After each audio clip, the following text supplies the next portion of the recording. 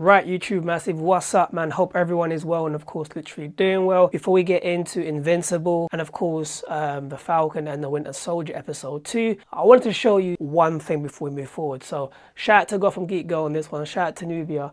This is a comic book that I think you two would love to read and collect, and it's just really hyped up for some reason. So right, so this is Witchblade, which comes out basically the 31st of course of March. I've literally grabbed myself this variant, which is a Witchblood cover B, and this is of course a tarot card variant. Now the reason I'm putting this up for every single person is because issue 1 comes out basically on the 31st of March, which is next week, right? Now we move over here. What do we see?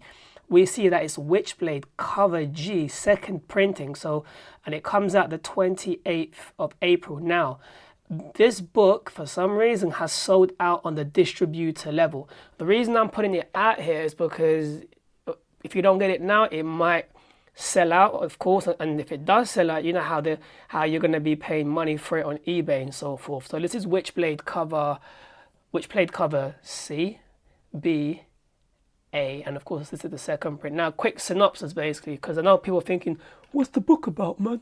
What's the book about? Let me know.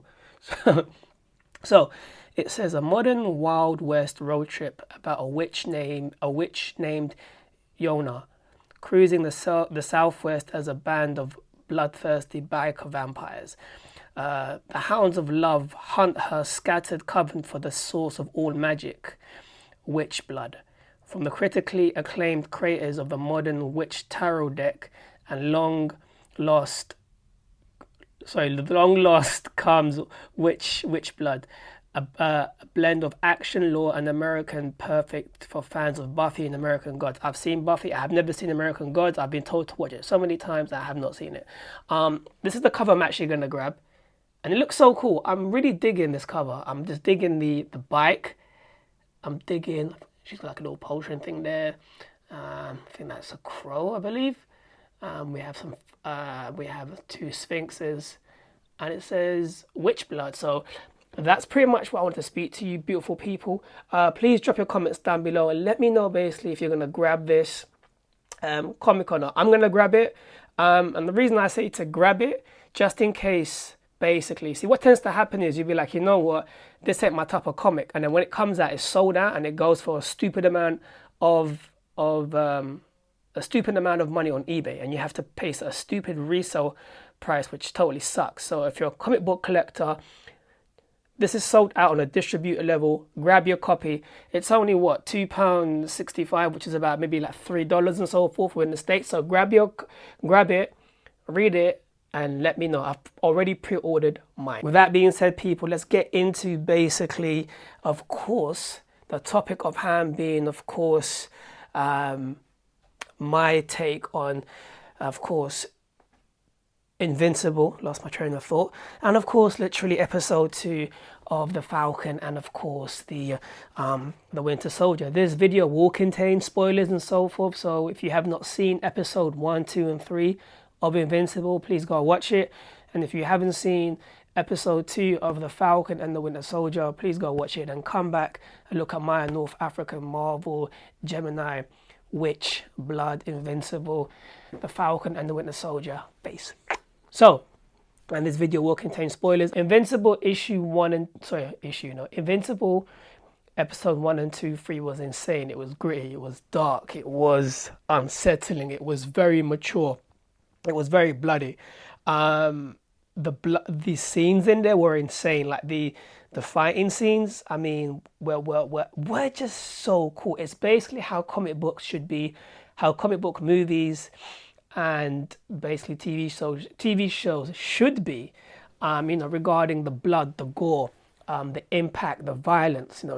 Heads getting crushed, necks getting split open, hands going through rib cages. Like the scene with Omni-Man literally murdering the Guardians of the Globe, that was insane. I mean, it was literally as if I was reading an Invincible comic. They took the exact essence and substance from the comics literally and put it, of course, into the TV show, which I found amazing. And I was very surprised that they showed 3 episodes. And I was really surprised that the episodes are like 47, 50 minutes long each, which is amazing, which kind of shows they can, which is cool because it feels like they can wrap up a particular arc within a couple of episodes, which is amazing. So, so far what we're seeing is in the episode, we're seeing that basically Mark has got his powers. Omni-Man pretty much is on his way of taking over the world, well, the Earth, because with Viltrumites, they get placed in each planet and they conquer that particular world. So in the comics, what happens is when Mark finds out his dad is trying to conquer the world, of course, he fights him, and it doesn't. It's a very, very bloody fight. In the comics, what happens is, I believe if I can remember correctly, Mark is getting battered by his dad, and his dad is like, what am I doing? He just shoots off into space. So I look forward to seeing how they deal with it, or if it's going to end up like that. So overall, it was so good to see Invincible. I've been waiting for this series for a very long time. I heard rumors that it was actually supposed to be a movie, which apparently it might be also. If it ever got put into a movie, it would have to be at least R-rated, 15, 18 or 21 years to enter the movies to actually see the show. It was a well put together series. I mean episodes, whatever. It was epically put together. I loved every single thing about it. Shout out to Cecil. Like the director. I call him the director. He doesn't have it from anyone. I love it. It was as if I was reading an Invincible comic. The animation was cool, the maturity of it all, and the thing is, what makes Invincible very dope and different compared to other comics, TV shows, or superhero TV shows and superhero movies is when you read a regular Marvel or DC superhero comic, or basically a comic book, or you watch a superhero TV show or movie, right? When they fight, when they fight against each other, there's no bruises. Well, there is bruises, but there's no impact. There's no broken bones, no broken bodies. There's no impact, and there's no realism. So when you basically read a Invincible comic and you see the show, you see the impact. You see their eyes you see their heads getting cut open. You see their arms getting broken. You see blood coming out. You see like hands and fists going through someone's, rib cage and so forth. And the thing is, what I like about basically the show is they break down the abilities basically in real form, which is amazing. Like how to fly, how flying works and so forth. They really go into like the realism of it all. And of course, what's really cool is when they actually are fighting and they get totally destroyed or mash up. For them to actually regenerate and heal, it takes them a long time, like a really, really, really long time. So I'm looking at my audio recorder because I've got just one bar left, so I don't want it to die, and I'm just recording through the camera quality, which is totally dread. Mental note: if you ever get yourself a camera, make sure you get yourself a separate audio recorder. Believe me, the audio quality on the cameras, don't do it. Is not good.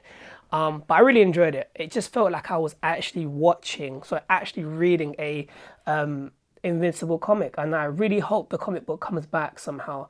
I recommend every single person, if you haven't read the comics, to grab yourself the omnibuses, which the big ones are expensive. They're around like maybe £100. The big, thick, white ones, I think they cover like 50 issues or more. Or you can get the smaller ones, which are like £25, and you can just read them. Or you can get the singlet ones, which is amazing. I can't wait to see Battle Beast in the show. I can't wait to see Tharak. I can't wait to see Conquest, because the beef that literally him and Mark have in the comics is literally insane. And of course, I can't wait to see Tharak. Like I said, Tharak is the beast. When he gets introduced into basically the show, you understand what Tharak is literally about. Battle Beast, he's an epic character still. But I'm enjoying it. It's very fast paced, which is really, really, really cool. I just love it.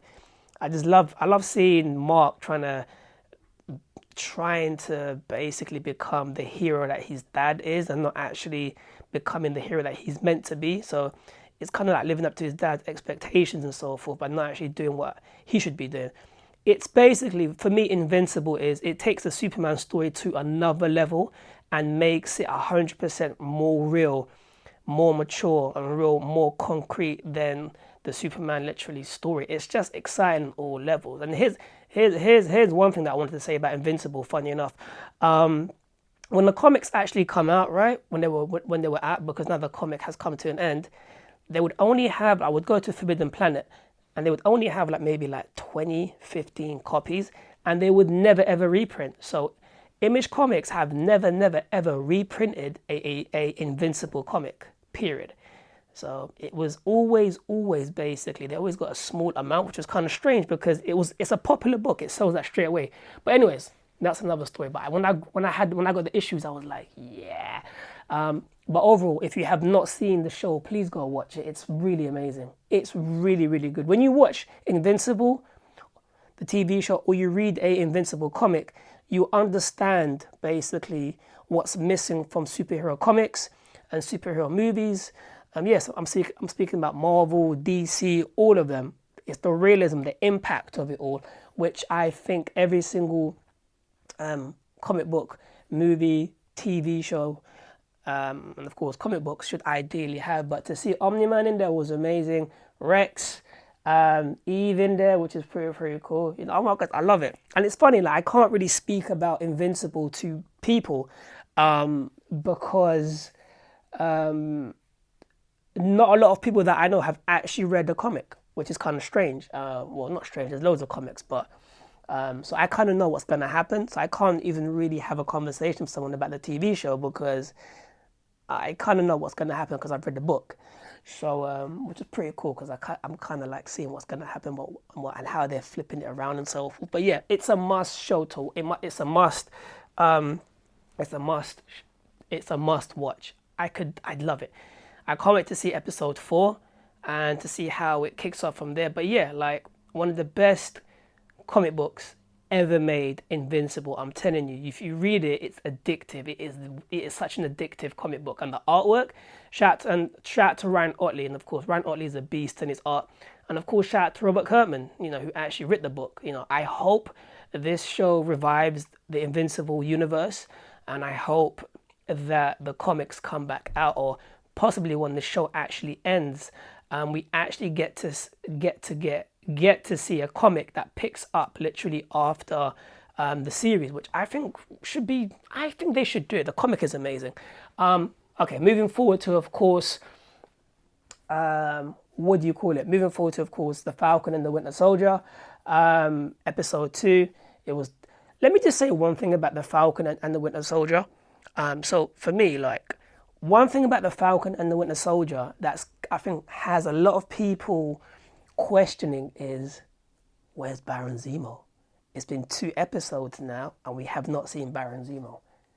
Like, we don't know where he is, or we do know, we do know at the end of yesterday's episode, but it's like, what's he been up to? You know, what's his connection with this whole scenario with these super soldiers and so forth? Because I thought initially it was him that created those particular super soldiers that we basically saw in episode 1 and 2, right? But then I'm thinking it can't be him, because in Avengers Age of Ultron, he pretty much wanted to put an end to the super soldiers. It's quite interesting. So what is Baron Zemo about? What's Bucky going to say to him? It's quite interesting. You know, there's a lot of questions to be asked. For example, a US agent, will he actually have superpowers? Will he have super abilities just like in the comics? Will the Falcon be the next Captain America? And how does the Falcon actually even get the shield? Because in the trailer we see him and Bucky literally training with the shield. So what happens to US agent and so forth? You know, so it's quite interesting. And of course Isaiah, that we saw pretty much in the show, to let you know, the super soldier who pretty much spent life 17 years in prison for actually disobeying a command and actually helping and fighting in Europe. You know, that was in the comics, but they kind of twisted it up a little bit in the show. And I didn't actually know he was a real character. I thought he was just introduced. but he wasn't. So I checked him out today, and it was quite interesting to find out, the stats about him. And I still think, if I'm not mistaken, actually, I still have. Here we go. So basically, Isaiah. So Isaiah basically is Isaiah Bradley, Earth 616. So Isaiah Bradley and the Black, aka the Black Captain America, was one of 300 African American soldiers who were used as test subjects at Camp Carteret as part of the Project Rebirth attempt to recreate the super soldier serum. Bradley was the only survivor, took on the mantle as Captain America, traveling to Europe to fight the war. This was seen as treasonous by the military, who sentenced him to life in prison as punishment. Although he was released after 17 years, his legacy remained a secret to the world at large, but became a legend and a hero to the Black community, which kind of shows why no one knew about him, which is why Bucky said, Falcon said to him, did you know about him? He was like, I did. And he was like, did Steve know? He was like, no, Steve, I didn't tell Steve because I didn't want Isaiah to be caught up in the madness, I guess. So that was pretty cool to see him being put in this show, which I thought, wow, because there's a lot of Marvel history that I need to catch up on, but to see that and to find out it was actually real was amazing. So I'm digging that. I really am digging that. And yeah, so I look forward to possibly seeing more of him. It'd be cool if him and Captain America, Steve Rogers, actually team up in this 6 episode series, which I really, really think would be such a dope thing. But overall, it was really cool to see Sam basically connecting with, of course, with Bucky, to see what Bucky's frustration with Sam really is, and of course that's him giving up the shield to the US agent, which I see him as a fake Captain America, which is he's not no Captain America, he's not. But it's kind of cool to pretty much see how these two are connecting. They're getting on to a degree. They're becoming more friendly with one another. Of course, I'm speaking about Sam and Sam and Bucky. I look forward to seeing how their relationship actually solidifies in the next couple of episodes. I think they're humorous, they're funny. But what I like about the show so far is it's not cheesy. It's not cringe. It's like they're two characters. So the Falcon and the Winter Soldier.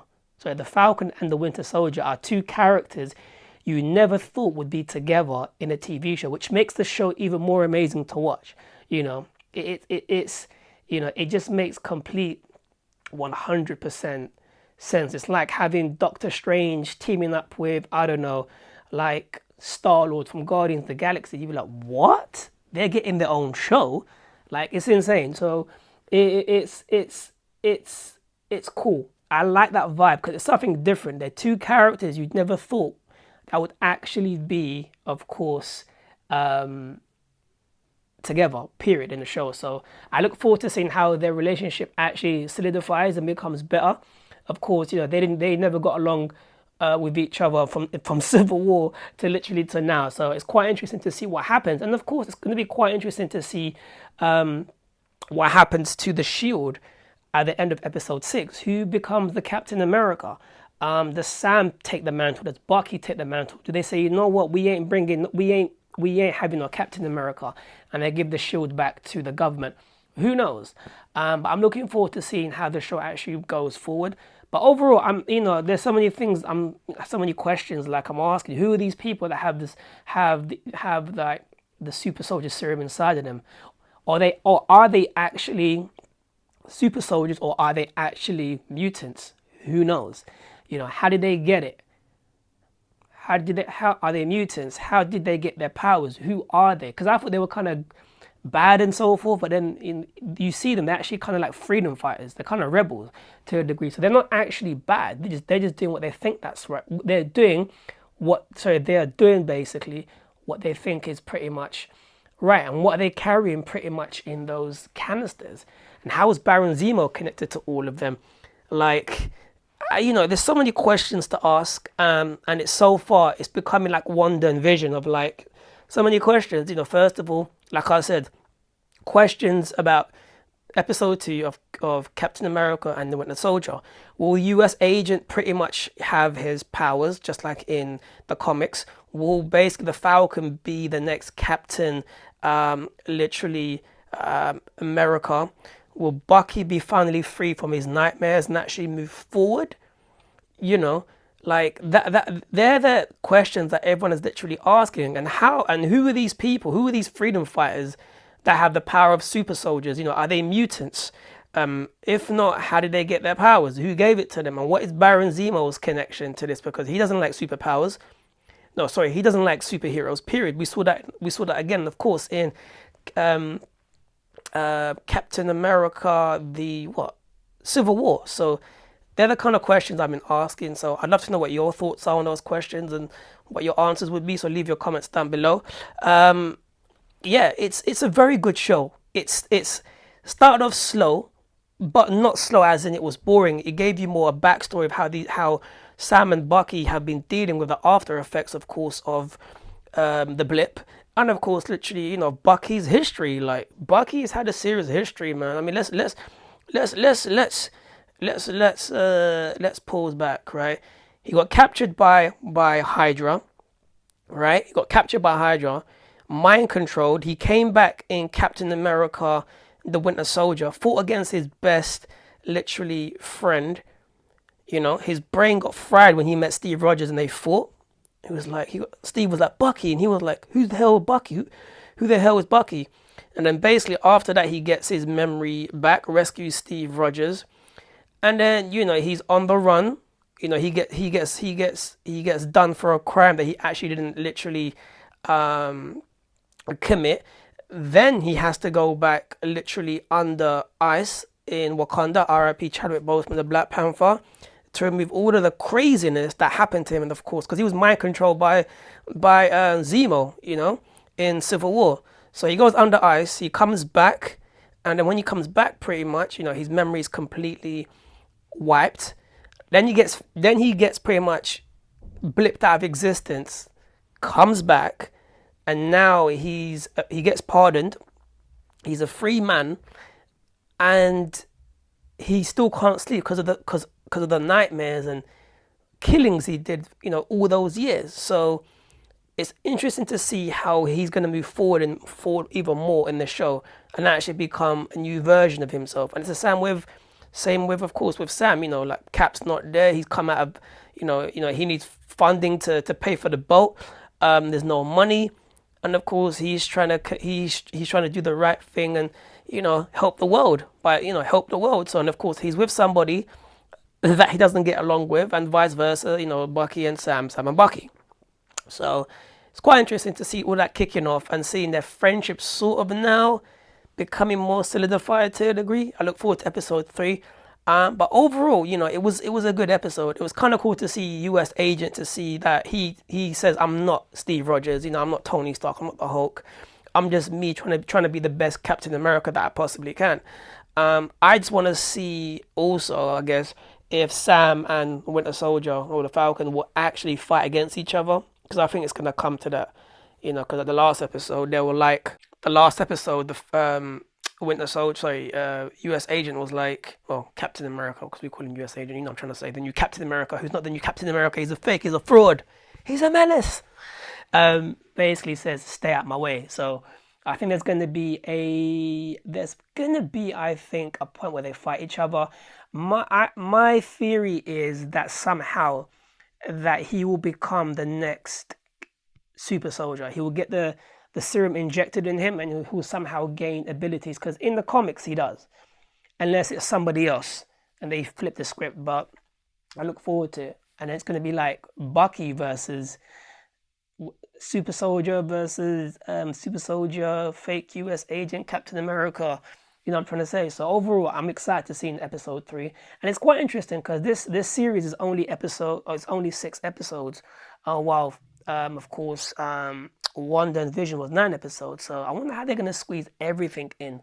But saying that the show, each episode is like 45 minutes to 55 minutes long, so I basically can see that happening. Overall, I'm really excited about actually watching the show. I love it because for me, the MCU now, it's been projected into Disney Plus.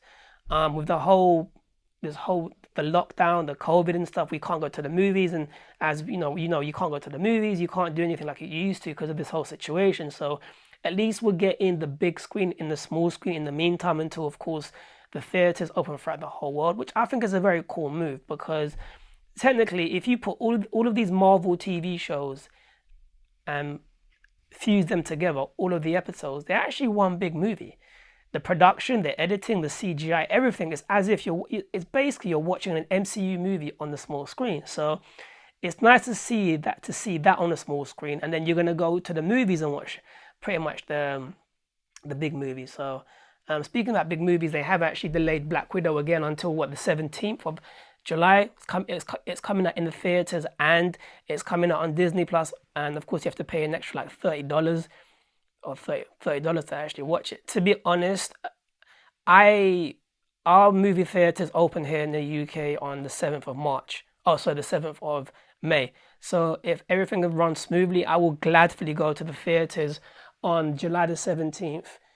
If I'm not in the UK, that is, because I might be going on holiday, and go watch it straight 100%. Get my popcorn and all sorts and go and watch it. And if the cinemas are closed, or if movie theaters, as they say in the States, are closed, I would gladly 100%, I will blatantly just go to home and I'll gladly pay the $30 or £30 because at the end of the day, it's a lot of money, but Disney have to make their cut somehow. But also, I mean, this isn't the first time Disney have charged extra to watch these type of programs and so forth, because I believe they did the same thing with Mulan. So this isn't the first time they've actually done this. $30, that is actually a lot of money, because that's like 25 pounds and so forth. That's more than I would normally pay for myself to go to the movies. But overall, because it's for me, it's the Marvel brand, and I want to see what happens and so forth. People will gladly pay $30. I'm telling you, people would pay $30 to watch it, or they'll go to the movie theaters to watch it, period. But overall, back to the Falcon and the Winter Soldier, loved it. Loved it. It's just so cool and I love the fact how they just, bringing characters back, just giving you flashbacks of course, the Winter Soldier, Civil War, the first Avenger. They always tie it back to the MCU. So even though we've moved forward, literally from, of course, phase 3, when we're now in phase 4, we still get to have the respect and honor for the previous movies and characters and arcs and storytelling, because they all go back. It's like, when they mentioned Ultron in Wanda and Vision, right? We got flashbacks of course, Pietro, Quicksilver getting killed, of course, literally Ultron, of course, referring Avengers Age of Ultron and so forth. So a lot of Easter eggs, a lot of dopeness. I really hope they actually find a way to really give props to, of course, Stan Lee somehow. I really hope we get to see new Easter eggs, new cameos. Not cameos, because obviously, he's passed away, R.I.P. Stan Lee, but not to CGI him or anything, but just to throw something in there to signify the man himself, R.I.P. Stan the Man, cameo Lee. Not trying to say 100%. Overall, these Marvel TV shows have been amazing, and I'm really, really digging it. So with that being said, people, what were your thoughts pretty much on the Falcon and the Winter Soldier episode 2? And of course, Invincible. Drop your comments down below. Let me know. Click, like, follow, share, subscribe, all that good stuff. And I'll catch all of you literally tomorrow with a brand new video. Peace.